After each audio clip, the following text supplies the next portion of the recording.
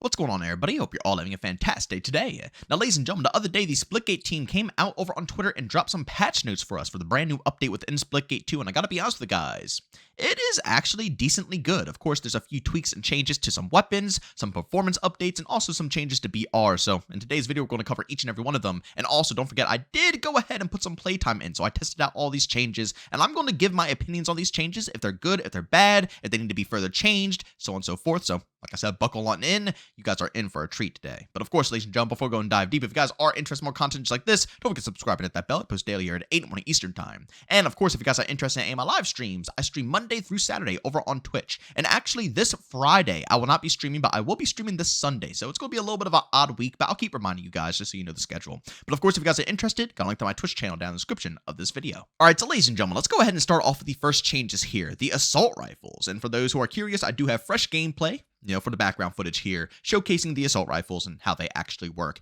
current date. But let's go ahead and discuss what they changed here. All damage drop-off ranges: 0, 3,000, 4,500, 6,000, 7,500, and 9,000. And for the new damage drop-off ranges, they are 0, 2,500, 3,750, 5,000, 6,250, and 7,500. So all the ARs pretty much got a nerf across the board. Not to damage or anything like that, or the fire rate, mostly just to damage drop off. And after further testing, I gotta be real, I don't really see too much change when it comes to arena. Across the board, a lot of the arena maps are pretty smallish. You do have your ranges and you have locations that might be better for carbines or, bursts. But the mass majority of these maps, you can even just take a SMG. And if you know your locations, if you know the portal spots, and you know how to rotate it, you can kind of cut the gap of a lot of the fights and make them in your favor 9 times out of 10. So in arena, it wasn't really that easy to test, but you could still see me, try to get at long range engagements with the tempo here in this footage. But when you go to Onslaught, which is 8v8v8, or even in the BR, that is when you truly start to notice a lot of the changes within the assault rifles. And yeah, they definitely got nerfed a bit when it comes to the damage range. But across the board, I'll be real, the only one that feels like it got hit the most is the Trailblazer, if I'm going to be honest with you. Although the damage drop-off is consistent across the board for all of the assault rifles. The Synapse and also the Tempo have a fast enough fire rate included with, rapid fire, that even the damage drop-off doesn't really hit too heavy because you'll still be able to make up for it with extra shots. But since the Trailblazer is more of a slow fire rate, even with rapid fire, I use rapid fire on my Trailblazer, but it kind of reminds me of the AK. It's supposed to be a hard hitter, slower fire rate, but of course, if you're skilled enough, you can make it absolutely do a tremendous amount of damage. But now at long range, although, you would think the Trailblazer would be the best at long range, it truthfully is not, I gotta be real. The Tempo and the Snaps are tremendously better because, again, they put more bullets out at a quicker pace. But like I said, that doesn't really affect the base arena gameplay. I think they did a good job here balancing out the long engagements, making it so bursts and carbines are a little bit more beneficial in certain game modes, while at the same time maintaining the consistency that a lot of the assault rifles held for a lot of players. But if I had to go ahead and rate all the assault rifles, I would probably go the Tempo, the Synapse, and then the Trailblazer. That could be arguable right there. I think you could probably, switch around the Synapse with the Tempo, but I really genuinely do feel like the Trailblazer at very long ranges can be a bit rough. But up close and personal, it's still really fun. I like it. But the improved fire rates of the Tempo and the Synapse are just so addicting that, for me personally, I think that's just simply the way to go. Next up here, they messed around with one of the power weapons, the Gravitas Shotgun, which honestly, I think it needed something done to it. And I think the developers did the perfect, thing to it. They went ahead and increased the ammo cost per primary shot from 1 to 2. And also, don't worry, the secondary shot where you can go ahead and pull targets towards you will only cost 1. Now, I think this is probably the best bet because I didn't want them to nerf the damage. I didn't want them to nerf anything really because the gun is a power weapon. You got to fight over this thing. You have to make it good enough to encourage people to go ahead and fight over it. But let's be real here. The thing was absolutely filthy. So there was like one of two things they could have done. They could have done exactly what they did, or they can just lower the ammo count in general so you can't, have it for an infinite amount of time. And personally, I think they went ahead and did the perfect thing here. Every single shot counting as 2 shots instead of 1 is going to limit how many bodies you can actually get. And don't worry, because if you do decide to use your, ADS ability where you can pull the enemy towards you, even if you have an odd number of shots, it will still shoot with the same damage. So although it says it takes 2 shots every single time you shoot it, if you only have 1 shot left, you could still go ahead and shoot it, and it will deal the same damage. So don't worry about any of that stuff. It's just to go ahead and balance it and make sure you can't squad wipe someone 5 times over. You know what I'm saying? But overall, very good balancing for that one. And next up here is actually some crucial changes, but I'm also not very pleased with these ones, but we'll discuss as we dive deep. First and foremost, for the Arrows Carbine rifle, the Cadence Carbine, they went ahead and decreased the damage from 26 to 25, increased the fire rate by 3%, and increased the headshot damage from 37 to 37.5. And then for the Meridian Carbine rifle, the Hyperline Carbine, they decreased the base damage from 23 to 20 and decreased headshot damage from 31 to 30. I gotta be real with you guys, I see what they're trying to do here, because obviously, Arrows is supposed to be the aggressive class, so all of their weapons are supposed to go ahead and cater to this, so they want to up the fire rate to make sure that you can actually engage with people, just like how you can go ahead and engage with the Hyperline Carbine, which obviously belongs to the Meridian class.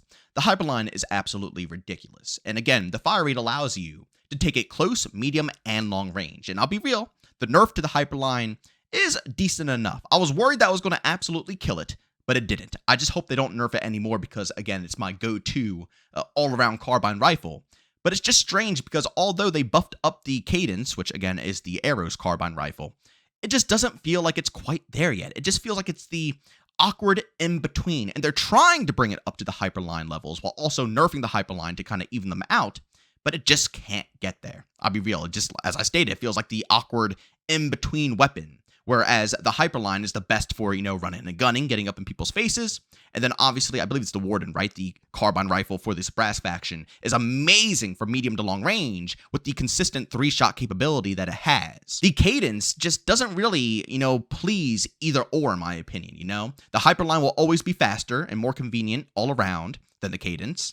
And again, the Carbine for Zabrask will always have a better, damage input that allows you to kill enemies a lot quicker and more consistently. You always know, guaranteed, pop, pop, pop, more than likely they're going to be dead. And if they're not, they are low as ever, making them a lot easier of a target for your teammates to take down. I just can't really get into the groove with the Arrows Carbine. I just got to be honest with you guys. And personally, I still believe it definitely needs some type of rate of fire improvement. Because it just seems awkward to me that Meridian, which is supposed to be like the recon scout type of class, used for giving intel to your team, has the best all-around carbine rifle that is amazing up close and personal. And then the faction Arrows, which is made for aggressive gameplay, getting up in people's faces, has the awkward in-between carbine. It almost seems like the Meridian should be having that awkward in-between, while Arrows has, the fast Hyperline carbine. But we'll see. We'll see as time goes on. I just hope they go ahead and buff it a little bit more, because it just, like I said, I just can't build that consistency. I've heard others say it's pretty decent and they enjoy it, but for me personally, it's just not it. But I would love to hear what you guys have to say about this down in the comment section. Do you think that the Cadence Carbine rifle is good, especially after this update, or do you think it still lacks and needs a little bit more of a fire rate improvement? And then last but not least, the Zabrask faction got a little bit of a nerf to the proximity mine equipment. No longer knocks back enemies hit by the explosion. I gotta be real, I'm kind of sad about that, but I'm happy about it at the same time, and I'll explain why. I'm sad because it's freaking hilarious. It is so comical when a mine goes off and you see enemies fly to the moon off of the mine while they're stunned. It is so hilarious and I love it. But at the same time, it could not really benefit the user who used a proximity mine, because the whole goal is to stun the enemy so you can engage with them and get the upper hand. But sometimes that blast can send the enemy backwards, giving them enough cover and distance from the enemy to allow them to unstun themselves without getting confronted by the enemy, which can be kind of tedious. If you put down a mine and you see you got a hit marker and someone hit it, and then they're not there because they just flew up to the moon and you can't finish off the engagement with your strategically placed, mine, it can kind of be infuriating. So although I'm going to miss, being able to fling people into space, at the same time, I could see why they balanced it this way. And I think that's going to be a better default for the mine, and it'll probably get a higher pick rate, because I feel like a lot more people definitely stray more towards the grenade, because the frag helps you, kind of weaken the points. A lot of people, I see people use frags incorrectly a lot of the time, where they just try to go for sticks or go for overall damage. The way that you use the frag in this game is to assist your team, which is weird because a lot of people see a frag grenade and they're like, oh, this is my, my handy dandy side lethal that I can body people with. But it's used to weaken targets. If you and your squad are pushing up on an OBJ, you want to lob that frag in the middle, not to get a kill on everybody on the OBJ, but to take some of their health away, making it easier for your team to, advance and wipe them clean. That's the whole goal of the grenade. And like I said, that just seems more useful than a mine that, let's be real. A lot of people just weren't using the mine. I think it's just a little intimidating to them. So maybe with these changes, it'll be a higher pick rate. we will just have to wait and see. They also did a handful more of quality of life changes, across the board between BR and the general game. Nothing like too insane, but I'll still go ahead and cover them. For the Battle Royale, improved Battle Royale server boot time by 20 seconds. This is the time people were sitting in SSL screen. Reduced the chance of an event triggering each round from 30% to 22.5%. Reduced the kill mark duration from 3 seconds to 2 seconds. Added a can't interact sound effect when you try to loot an item that you don't have inventory space for. Fixed an issue that prevented the play again and main menu buttons from appearing after your team was eliminated. Fixed an issue with legendary items playing the incorrect sound effects when looted. Fixed an issue where drop music ended early when detached from the drop leader. Fixed an issue that prevented players from pinging with the comms wheel while in the split blimp. Fixed an issue that occasionally caused enemies to be revealed on radar when traveling between different biomes. Fixed an issue causing portals between biomes to shimmer instead of having a stable image.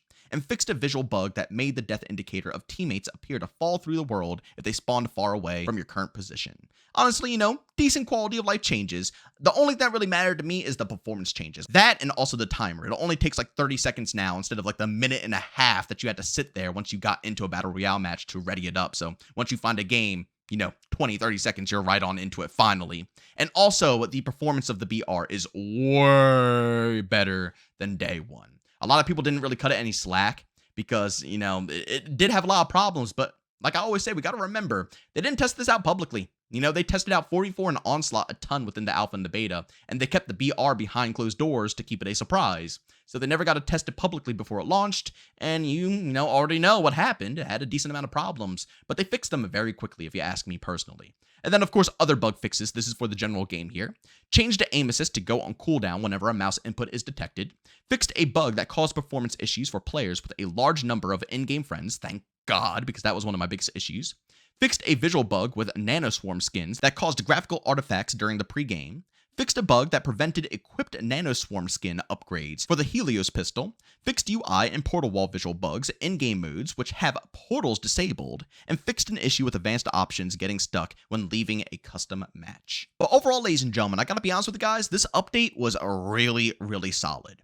Again, there could be a few better changes like the, Carbines in my personal opinion. But again, that's just a personal opinion. We'll see what the stats say after people actually test out the Carbines and, they get some more playtime. Maybe, maybe I'm just going crazy. Still feels a bit weak, but it is what it is. But when it comes down to the overall game, it's running so smooth and crispy now. I'm getting next to no hitches whatsoever, which I'm so thankful for. And on top of that, I am like 99% positive that the Battle Pass is working perfectly now. Again, I want you guys to go down in the comment section and let me know your experience. Are you still witnessing hitches? Are you still running into problems with doing the weeklies and the dailies? Please fill us in on these details because they are crucial. Because without your information, without your problems being said in the comment section, the devs will have no clue on where to go, from this point on. So if there are still issues, the best time to say it is now so we can make sure everybody is polished off before we continue moving forward. But of course, ladies and gentlemen, as always, if you enjoyed his video, leave a like. If you hate it, leave a dislike. Don't forget subscribing at that bell. I post here daily at 8 morning Eastern time. And of course, if you guys are interested in my live streams, I stream Monday through Saturday over on Twitch, starting between 12 to 1 p.m. Eastern time. Of course, if you guys are interested, go link that channel down in the description of this video.